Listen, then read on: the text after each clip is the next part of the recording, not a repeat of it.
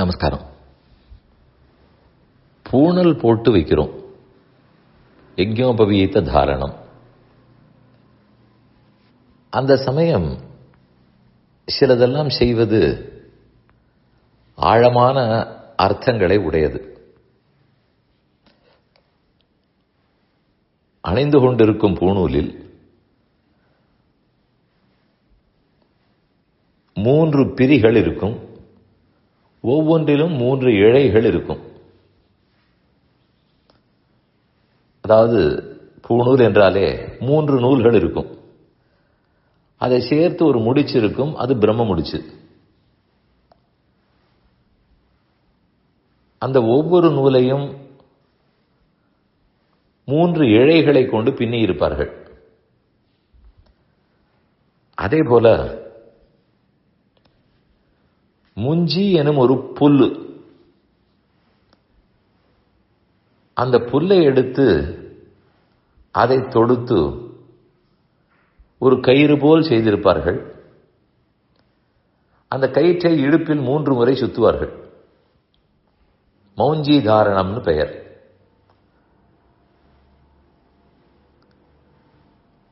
மற்றொன்று கையில் பலாசம் எனும் மரம்,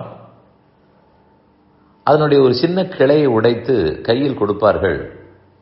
அதில் 3 இலைகள் இருக்கும். ஒரு பூணில் தான் எத்தனை 3கள்!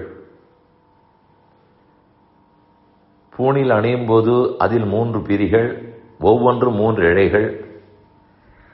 இடுப்பில் அணிந்த மௌஞ்சி 3 சுத்து, கையில் பிடித்த பலாச தண்டம் 3 கிளைகள். இதெல்லாம் என்ன 3?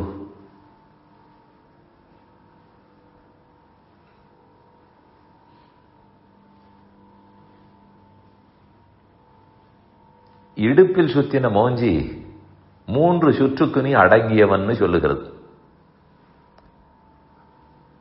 ரிக்வேதம், யஜுர்வேதம், சாமவேதம் 3 வேதங்கள்.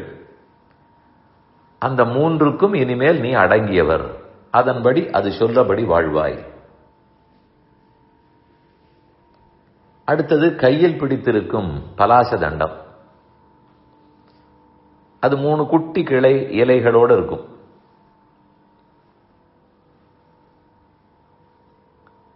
காயத்ரி மந்திரத்துக்கு இருக்கக்கூடிய 3 பாதங்கள், 3 பகுதிகள். அந்த 3 பகுதிகளை சொல்லித்தான் 108 முறை 1008 முறை ஜபம் பண்ணுகிறோம். அது குறிக்கப்படுகிறது. பின்னர் பூணூலில் 3 தனித்தனியாக நூல்கள் இருக்கும்.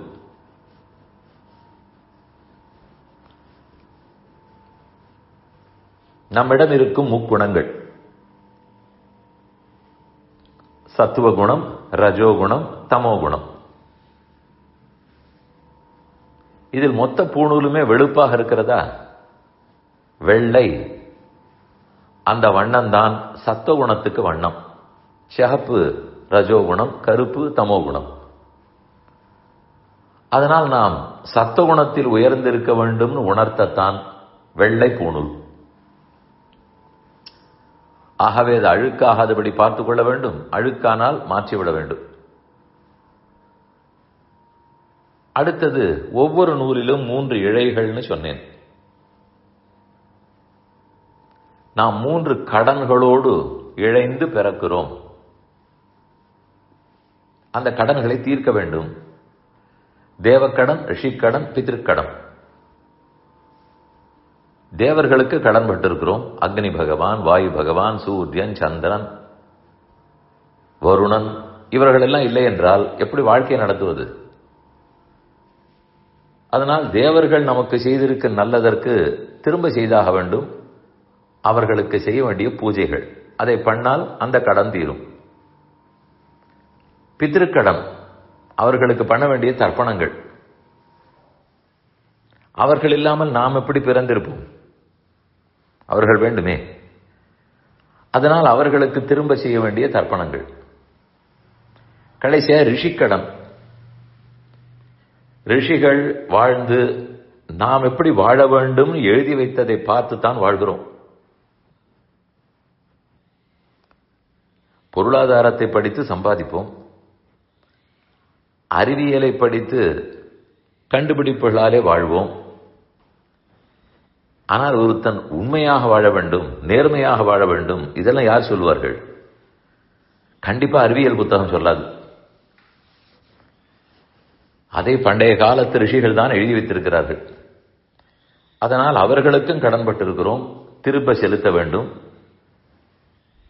வேதங்களை வாசித்தால் அவர்கள் கடன் திரும்ப அடைக்கப்படும். ஆகவே இப்படி 3 கடன்கள், அதனை கடமைப்பட்டிருக்கிறாய், அதை தீர்க்க வேண்டும் சொல்லுவதற்குத்தான் 3 இழைகள். இப்படி ஒரு பூணூல் என்று சொல்லுவதற்குள் இத்தனை அர்த்தங்கள் பொதிந்திருக்கின்றன. இதே போல் ஒவ்வொரு சடங்கு சம்ஸ்காரத்திலேயும் பல ஆழமான அர்த்தங்கள். அவ்வப்போது சற்று நேரம் ஒதுக்கி தெரிந்தவர்களிடத்தையும் கேட்டு மேலும் புரிந்து கொள்ளுங்கள்.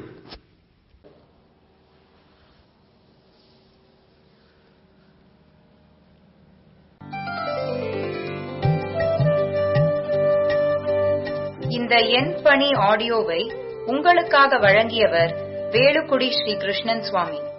இந்த ஆடியோவை தினமும் உங்கள் மொபைலில் பெற கிஞ்சித் என் பணி KINCHITENPANI என்ற ஆப்பை கூகுள் பிளே ஸ்டோரிலோ அல்லது ஆப்பிள் ஐஸ்டோரிலோ டவுன்லோட் செய்து கொள்ளவும். தினம்தோறும் இது போன்ற உபன்யாசங்களை கேட்டு மகிழவும்.